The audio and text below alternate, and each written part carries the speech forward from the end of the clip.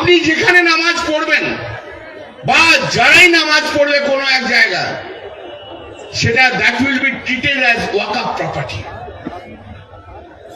যে কোনো একটা জায়গায় যদি 20 জন, 25 জন, 15 জন, 5 জন রেগুলারলি নামাজ পড়ে, সেটা ওয়াকফ প্রপার্টি বলে ট্রিট করা হবে। 5 জন, 10 জন, 15 জন, 25 জন, 50 জন নামাজ পড়লেই সেই জায়গাটা ওয়াকফের হয়ে যাবে বলেননি উনি? আমরা বলেছি আপনার অধিকার নেই। মুখ্যমন্ত্রী বলেছেন 2/3 মেজরিটি দরকার। ক্লিয়ার লেখা আছে, এটা পরিষ্কার বলা আছে যে আপনার সিম্পল মেজরিটি হলেই পাস হয়ে যাবে। সিম্পল মেজরিটি হলেই। Waqf amendment bill 2024 ordinary bill, not constitutional amendment bill. It's need only simple majority, no need 2/3 majority. মুখ্যমন্ত্রী পুরো মিথ্যে কথা, কালকে আমরা বনগাঁয় ছিলাম, সুযোগটাকে নিয়ে এখানে সমস্ত অসত্য কথা বলে গেছেন। 20 মিনিটের জায়গায় 42 মিনিট বলতে দিয়েছে, লাইভ সম্প্রচারিত করে রাজনীতি করেছে। স্পিকার পার্টির একজন ক্যাডার হিসেবে কাজ করছে এবং তিনি হাউসকে বলছেন 2/3 মেজরিটি দরকার। আমি 2 বার লোকসভায় ছিলাম, উনি লোকসভার কি জানেন? এটা নর্মাল বিল, নিড অনলি সিম্পল মেজরিটি। দেখবি আর জ্বলবি, লুচির মতো ফুলবি। সিএ হয়েছে, কার্যকর হয়েছে। 370 বাতিল হয়েছে, কাশ্মীরে ভোট হয়েছে। ট্রিপল তালাক বাতিল হয়েছে। পার্ক সার্কাস ময়দানে এই সিদ্দিকুল্লাহরা মুসলিম পার্সোনাল ল বোর্ডকে নিয়ে মিটিং করেছিল, আটকাতে পারেনি। This is Hindustan. সুকান্ত পাল, অপূর্ব সরকার বলেছে কেরালা, ইউপিতে সনাতনদের কিছু আছে। আমরা ন্যাশনাল অ্যাক্ট দাবি করি। আমি মনে করি এই হাউসে দিল্লির ভারত সরকারকে অনুরোধ করে সনাতন বোর্ড তৈরির প্রস্তাব আনা উচিত।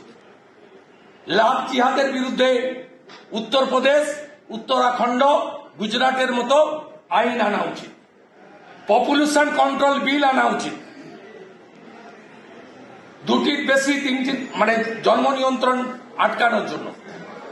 কনভার্সন, ধর্ম পরিবর্তন আটকানোর জন্য বিল আনা উচিত। এবং অবশ্যই গোটা পৃথিবীতে নাগরিক পুঞ্জি আছে, আমাদের দেশেও পশ্চিমবঙ্গ থেকে আওয়াজ উঠবে, ডক্টর শ্যামাপ্রসাদ মুখার্জির মাটি থেকে, উই ওয়ান্ট এনআরসি। প্রত্যেকটা দেশের নিজস্ব নাগরিক পুঞ্জি আছে, আমাদের দেশে কেন থাকবে না? তাহলে এখানে যে রোহিঙ্গাগুলো, যাদের ছবি আমি দুপুরের আগে আপনাদের দেখাচ্ছিলাম, সেই লোকগুলো থাকতে পারবে না? গুলশন কলোনিতে 3,500 ভোটার, 1,98,000 পপুলেশন থাকবে না? এটা হিন্দু মুসলমানের বিষয় নয়, এটা ভারতীয়দের নিজস্ব বিষয়। আমরা এগুলো বলেছি। এরা ওয়েস্টেজ অফ টাইম, এদের কথা কে শুনবে? মুখ্যমন্ত্রী যা বলেছে তার উত্তর আমরা সুন্দর করে দিয়ে দিয়েছি। 22 জন ওয়াকফ বোর্ডে 11 জন আছেন, আর সিডব্লিউসিতে 22 জন। এখানে মাত্র 2 জন করে অমুসলিম প্রতিনিধির কথা বলা হয়েছে, মেজরিটি মুসলিম। মুখ্যমন্ত্রী বলেছেন স্টেক হোল্ডারদের ডাকে। মুখ্যমন্ত্রী সংখ্যালঘু কল্যাণের অতিরিক্ত সচিব জনাব এম এনাউর রহমান, সিও জনাব মোহাম্মদ আহসান আলী লখনৌতে 24/7/2023 আর দিল্লিতে 7/11/2023 মিটিং অ্যাটেন্ড করেছেন। 4টের মধ্যে 2টো meeting. No input, no comment in resolution, মিনিটসে কোনো বক্তব্য নেই। বাজার মাতানো আর মুসলমান ভোটকে, এমনিতে তো মোর দ্যান মেজরিটি মুসলিম ভোট পেয়েছেন। মালদা, উত্তর দিনাজপুর, মুর্শিদাবাদে অল্প কিছু এদিক ওদিক হয়েছে, সেইটাকে ফিরিয়ে এনে মুসলিম ভোটটাকে 100তে 100 করতে চান। এই মুখ্যমন্ত্রী সিএএ কে এনআরসি বলে আগুন লাগিয়েছিলেন বাংলায়।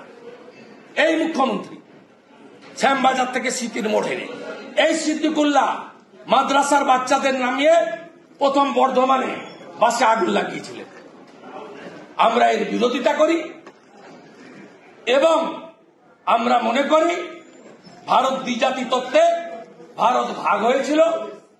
মুসলিমদের জন্য মোহাম্মদ আলী জিন্নাহ তৈরি করেছিলেন পাকিস্তান, আর হিন্দুদের জন্য হয়েছিল ভারতবর্ষ, তাই হিন্দুস্তান।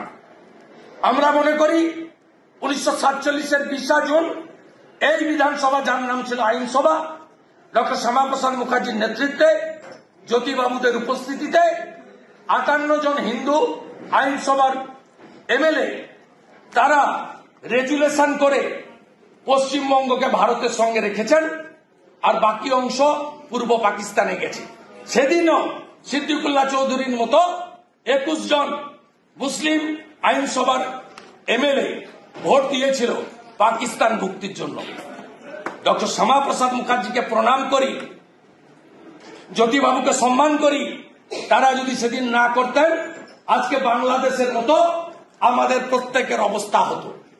মেয়েরা শাখা পলা পড়তে পারছে না, চিন্ময় প্রভু লইয়ার পাচ্ছে না, মাথার সিঁদুর দেওয়া যাচ্ছে না, গলার কণ্ঠি নেই, মাথায় টিকা টিকি শিখা কেটে ফেলতে হচ্ছে, ধুতি পরা বন্ধ করে দিতে হয়েছে।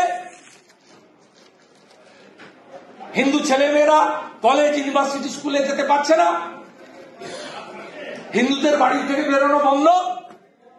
আজকে যদি 47-এর 20 জুন ডক্টর শ্যামাপ্রসাদ মুখার্জি আমাদের এখানে না রেখে যেতেন, আমাদের অবস্থা একই জিনিস। আমাদের ভিডিও ভালো লাগলে লাইক এবং শেয়ার করুন। কমেন্ট সেকশনে গিয়ে জানান আপনাদের মতামত। আরও ভিডিও পেতে আমাদের চ্যানেল সাবস্ক্রাইব করুন এবং প্রতি মুহূর্তে খবরের আপডেট পেতে প্রেস করুন বেল আইকন।